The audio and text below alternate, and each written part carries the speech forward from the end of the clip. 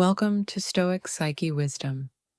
In today's video, we delve into the intricate dance of desire, the silent spaces between words, and the choices that define us. This is a story of moments, those fleeting instances that challenge our perceptions, stir our emotions, and leave us questioning the boundaries we've set. Opening scene. The morning air was crisp, the kind that makes every breath feel new. I stepped out of the shower, the warmth of the water still clinging to my skin. Wrapped in a robe, hair damp, I moved through the quiet house. The silence was unusual, almost too perfect.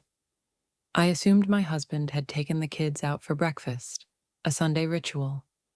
As I reached for a mug in the kitchen, a floorboard creaked. A voice followed. "Oh, sorry." I turned to see my husband's uncle standing there, unexpected and unannounced. His gaze was steady, not invasive, but undeniably present. In that moment, time seemed to pause. The unspoken tension. He wasn't supposed to be there, yet he was, and I, caught off guard, didn't rush to cover myself. The robe clung to me, revealing more than intended. His eyes didn't wander, they observed. It wasn't predatory, but it was intimate. Go transcript +2, georgeblackman.com +2, YouTube +2. My husband descended the stairs, breaking the moment. He greeted his uncle, oblivious to the charged silence that had just filled the room.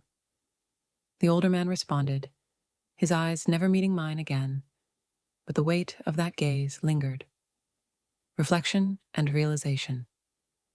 That evening, alone in the bathroom, I replayed the encounter.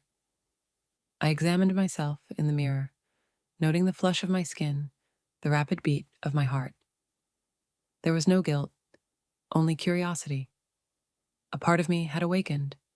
One I hadn't realized was dormant. The next morning, I wore a bra under my robe, not for my husband, but for the possibility of another unexpected encounter.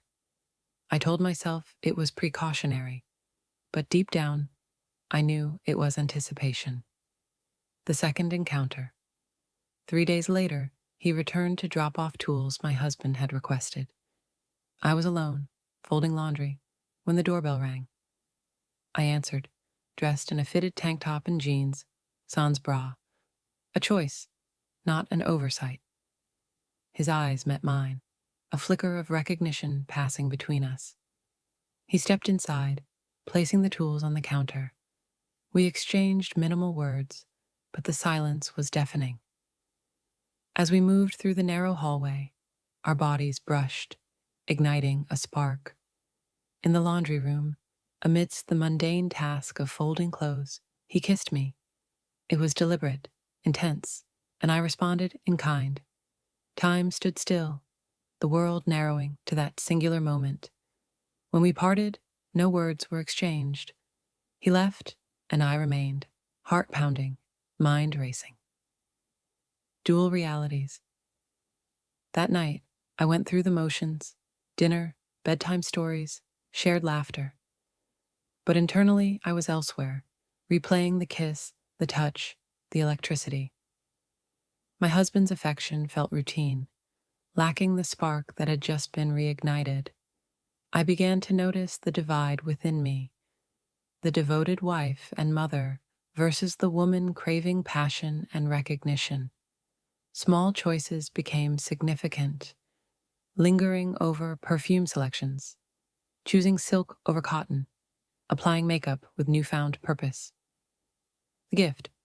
One afternoon, my husband surprised me with a gift. Navy lace lingerie, delicate and expensive. I thanked him, appreciating the gesture, but felt disconnected.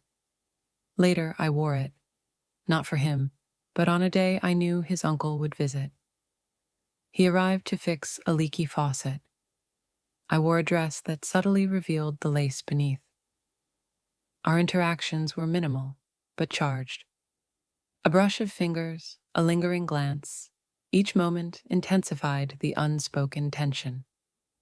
The weekend getaway. A family trip to a lakeside house was planned, and he would be joining us. Upon arrival, he chose the room directly across from ours. Coincidence, perhaps, but it didn't feel that way. That night, after everyone had gone to bed, I went to the kitchen for water. He appeared, silent and watchful. Our conversation was brief, but the air between us was thick with anticipation.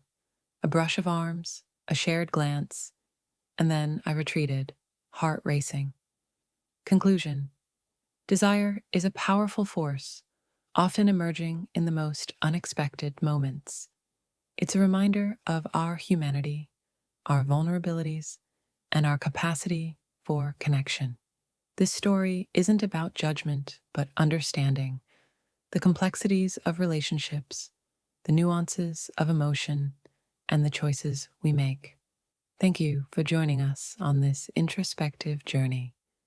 If this narrative resonated with you, please like, share, and subscribe to Stoic Cycle Wisdom for more explorations into the human experience.